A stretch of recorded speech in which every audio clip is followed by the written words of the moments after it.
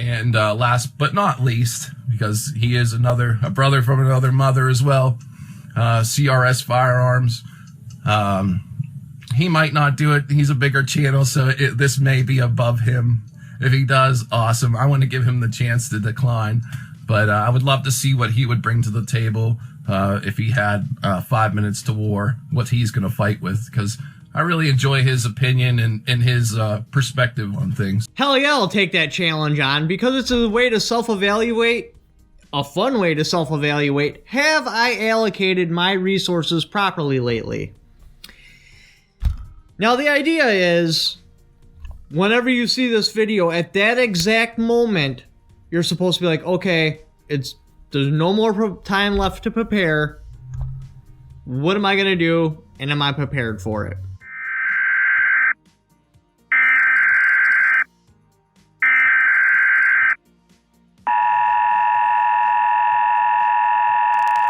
The following message is transmitted at the request of local authorities. 9:15 Eastern Standard Time. You're all screwed.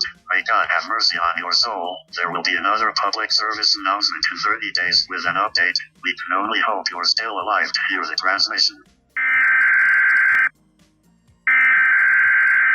So if you're driving in your car watching this, because your girlfriend's driving, it happens right then.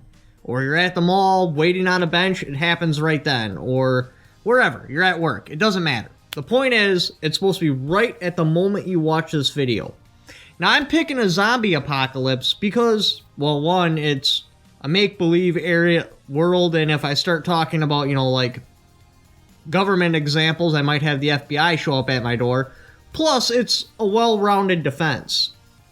In order to be able to survive something like that, everything must be very well-rounded.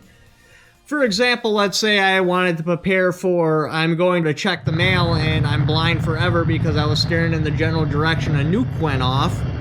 That would be a totally different line of events. I'd want my house lead lined. I'd want several hours of erotic audiobooks on tape since I can't use my eyes anymore and I'm going to have to jerk off to those. I'm going to want ample supply of lotion. I'm going to want ropes all over my house. I'm going to want to practice going through my house blindfolded so I know how to find things. Compared to, on the lighter side of things, my power goes out for 24 hours. And that's the whole point. Like, have I allocated my resources properly? If I've spent all my extra money on tactical training classes and ammunition, and I let my car's maintenance go awry, and I break down on a road somewhere, and it's over 45 minutes before somebody can get to me, and it's negative 20 out, and I possibly lose one of my children to exposure, have I allocated my resources well? So, I just watched the video. I'm currently at the shop.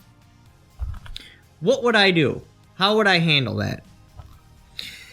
Well, first things first, because I'm at the shop, obviously, firearms would be my first pick. Unfortunately, we don't have a wide enough customer base for, a pallet of MREs, which would be excellent to take, or water containers. So, since I'm here, the first thing I'm going to address is my firearms needs. Because I've run into hard times lately, I actually don't even have enough ammunition to fill all my magazines. And I have my truck here. My truck would literally take an act of God to make it not run. Like, God would have to come down and swat it off of the road. It's mechanical, everything. It's diesel. It's got an 80-gallon fuel tank on it, and I never let it run below 200 miles of travel. So I never let it get below 20 gallons because no matter what, no matter how far I travel with the truck, with 20 gallons I can always make it home. But it's got an 80-gallon tank, so I can theoretically go 1,100 miles if I just filled it up. So I will make it home. So ammunition would be the first thing. I would grab all my common calibers. It'd be 5.56, 22 long rifle. I would have to grab a 22 long rifle because I don't own one yet. 9mm, 45, 12 gauge. 308, and then the rest of the guns and ammunition I would just leave here laying on the floor or on the shelf, and I would leave the doors unlocked so anybody else that needs it can come get it. Now for firearms, what I would take out of here, First things first would be this Retro 177E2 for a very specific reason. My girl built an AR, but she went form over function. Yes, it looks pretty, it shoots bullets, but actual like functionality of that rifle, it just isn't that high. That's what it looks like right here. This thing's damn near what? 10.5 pounds, 11 pounds because she went with that crazy heavy barrel on it. So she needs a new AR-15, something where function is put over form. So I would take this. Plus, I would need firearms to get home. Because I come directly from my other job to here, where my other job does not allow me to have firearms, so they have to sit inside my car. When I come here, besides the firearms we have loaded and stashed around the shop, I'm basically unarmed. Now this particular rifle, why I would pick it over the other ARs we have in the shop, is because of the construction of it's really good. Yes, it's got its weak points because it goes with old manufacturing, but it's got a really solid barrel on it. It's chrome lined, not the ideal twist rate, but it's light. It's already got a sling attached to it, so when I grab other things, I can sling this on my back and be good to go. And because I'm going to load up the truck, weight really isn't that big of a concern. The next thing I would grab is Mossberg 930 Home Security. The only reason I don't have this at my house right now, and I was actually about to take this home, is because now they did the 940 model. And if they put this particular configuration out in a 940, I want it over the 930 for a couple of different reasons. One, they changed the piston system inside of it somehow that's supposed to be more reliable. I don't know, but sold me on it. Second, this I cannot shorten the length of pull because of the spring system that goes through the stock. The 940, they changed the spring system so you can shorten the length of pull. And this is too long for me. Your length of pull, when you put your gun right here, your trigger finger should be on the trigger. For me, it's 12.25 inches. This is like 14 inches, so it's too long for me. Yes, I could run this, and I could run it well, but I would like it shorter, more compact, more fit to me. Now, I would want a semi-auto 12 gauge because I don't own one yet. And I would probably even name this thing the Keymaster. Because inside of 30 yards, there is nothing more devastating than a shotgun loaded up with buckshot. Every time I pull the trigger, I put 12 projectiles on the target in a group size like this. There's no other firearm, maybe the 134, the minigun, that could compete with that, but no other firearm that could compete with that. I mean, when I empty this tube, to make the math easier, we're going to pretend it's got 10 rounds. It don't, it's got 8, but just for the sake of argument, so you're going to want to minus 24 from the number. That would be 120 projectiles I could put on the target and hold a very tight group size in about 2 seconds. There's no other firearm that I could do that. Even when the tube runs dry when I'm single feeding this, I can still put more projectiles on target than even like a belt-fed machine gun. I mean, they're going to max out and they're going to cook off their barrel at like, what, 900 rounds? If it's a good one, probably like 1,000 rounds, something like that, and then they're going to have to do a barrel change. I could definitely keep up with that, at least for quite a long time. With an AR-15, it's not even a question. This barrel's going to cook off at like 900. So once I put like, 90 rounds through this, I've exceeded the life expectancy of an AR-15. And this is just getting warmed up at that point. The next thing I would take is this FNS 9mm, because it comes with a 17-round magazine. And when you purchase this, you actually get 3 17-round magazines. It's already got night sights on it. It's super simplistic. And why I would actually grab a pistol is because I don't actually own a decent pistol right now. Yes, I have the FNX 45 Tactical, but without pairing that up with a silencer, it's a big pile of uselessness. That needs to have a silencer to be awesome, and I don't have one yet, so the advantages are pretty much gone. And I need a 9mm, I need it light, I need it reliable, I need it good, and FN, I'm an FN fanboy, I consider it the poster boy of what a firearm should be. Their products are always awesome.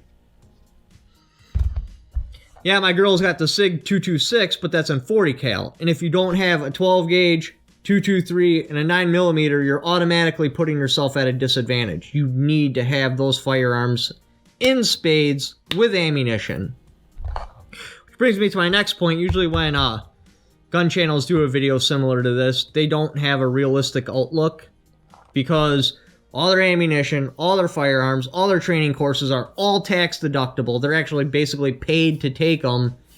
You as the viewer don't get those benefits. You have to cut into resources where you should be putting somewhere else. So it's very important to take that into perspective. You don't want to think of it as like a stool. If you put too many resources into one spot, the stool's going to tip over. It needs to be well-rounded. Your mechanical skills, your food, your water, your overall plan. So, okay, I made it past the shop. Now I'm going home. That's where I finally have firearms that are configured to me. That's where I have them zeroed to me. That's where I change up. This would basically just be in storage. This I would obviously keep on me because, like I said, I need a 9mm. And my girl would get this. When I got home, I have a whole nother set of issues. One is heating. Because it's winter right now, I don't have a wood stove, which is a serious problem. It's something I need to look at addressing. If the power goes out, if the best we can do is all cuddle underneath a blanket on top of a bed with a whole bunch of mattresses to keep the cold from radiating up, it's going to be very hard not to freeze to death. We'll lose our ability to cook. Positive side is everything we got in the fridge will stay good because I can just set that shit in the garage. The garage will keep the animals out. Good to go. Another serious problem that I definitely need to address is my food stores. If the fridge goes out and I cannot keep that stuff frozen, I have maybe 2 weeks of food. With the fridge included into this plan, you know, that's everybody gets 1,000 calories a day except for little ones because they can't eat 1,000 calories. But the point is, I have about a month, and I really need to extend that out. The next problem is water. This is a dry town. Now, I don't mean dry as in you can't buy alcohol. I mean dry as in if this was not, what would you even call it? Industrialized? Lived in? Developed. If this was not a developed town, it would basically be a glorified desert that gets snow. Just straight up sand. There's no water anywhere. Yes, we have really good groundwater. Now, why water is such an issue, other than the fact that you can't get it from anywhere, we have actually really, really good groundwater. We actually had a company come into the town, and they wanted to build a factory of selling our water, because it's really that good. So the town is spoiled by good water because they've had it forever. That has a bad side effect. They don't fill the water tower, because I've asked about this, with more than 24 hours of water. Because otherwise, I guess it goes stale, it starts tasting like the metal it's stored in, and everybody would complain. Not cool, so what they do is they just put what we averagely consume in a 1-day period. A little bit of buffer in case there's a fire or something and a fire truck needs to hook up to a hydrant, but not much. So basically, in 24 hours, the town's dry. I have secured a water supply, but I need a generator to retrieve it, which I don't have, and I need to get. The water supply is close, it's all set up, but I need 120 volts to be able to run the pump to be able to get the water out of the ground. So that's something else I need to work on. I definitely need to purchase a generator at some point. So many things.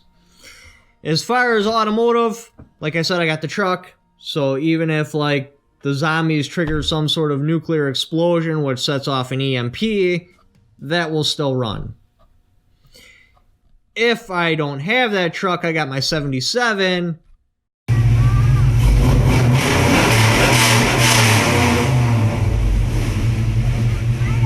That's also a manual tranny, but I don't know if an EMP would take out my distributor or not. It is an old style, so I don't know if I'll still be able to start it.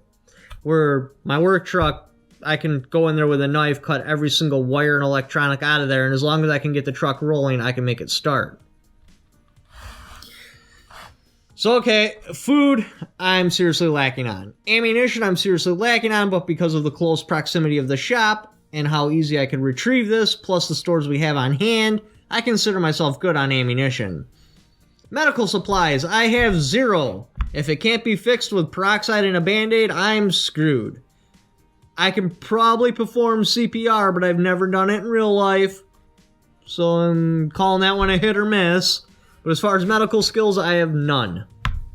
Mechanical skills, typically if a car is capable of running, I can make it run. As long as it's got gas, the basic stuff to be able to run, I can typically fix it or rig it and make it run. So I'm good on mechanical skills. Shelter, again, like I said, I don't have a wood stove, which is a problem because that's a problem in Wisconsin. You really need to have a wood stove in colder climates. You just got to. It's important. Other than that, there's nothing I can think of off the top of my head. And like I said, I chose the zombie apocalypse because it actually, there's a chance of surviving. And you got to have a well-rounded strategy to pull it off, which can be applied to any other circumstance. A lot of the other scenarios, they're very purpose-built. That particular circumstance would require a very particular amount of skills, which a lot of them are achievable by preparing for a zombie apocalypse. But if I prepared for that particular circumstance alone, I would be left short-handed on everything else. If I put all my money in training and ammunition, I would be short on everything else. If I put all my money in prepping, like food and stuff like that, I'd be short on everything else. So that's why I picked it. Now, the channels I would like to see to do this video, which blow the crap out of their comment section because I really do want to see them, is one, Firearms Inc. I don't know why. That guy always leaves really descriptive comments in the comment section, so I think he would put a lot of thought in this video and it'd be worth watching it. 2 would be Fudmucker. I don't actually know how to pronounce his channel name. Again, same reason. He's always very descriptive in the comments, so I think it would be a good video to watch. Then, Firearm... I can't remember his channel name. Freedom Firearm. And then probably Fit and Fire. But anyway, thank you for watching. If you'd like to check out any of my other videos, click on the links up here. Don't forget to go in the description and check out my affiliate links. Don't forget to subscribe.